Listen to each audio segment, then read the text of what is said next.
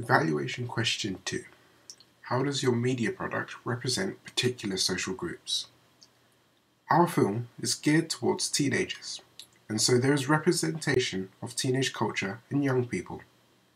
The cast is all male because the impressions the film is aiming to give would be contradicted by a gentle or seductive female role. Furthermore, we haven't particularly aimed at the female audience, and so our aim, which was the male teenage audience, is reflected by the costume of the assassin and by the relatable circumstances of the target. I'm not talking about the fact that he's got a prime minister for a father, but the fact that his father is constantly away from home. Our assassin is easily identifiable as a person who warrants a cause for caution.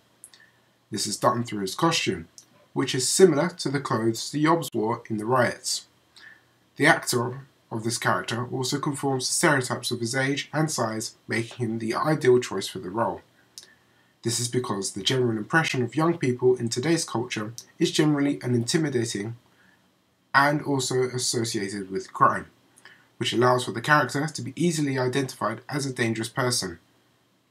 These are the general stereotypes from Western societies which provide a negative representation of youth culture that we use to portray danger.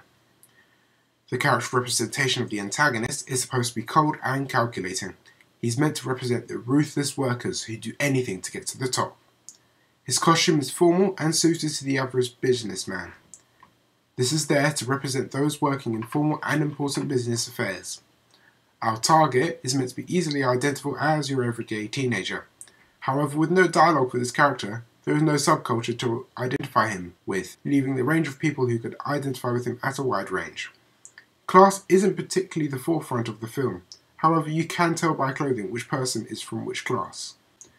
There are those who are wearing smart coats and clothing give the impression of a higher social standing, while the hoodies of the youths show a lower social standing.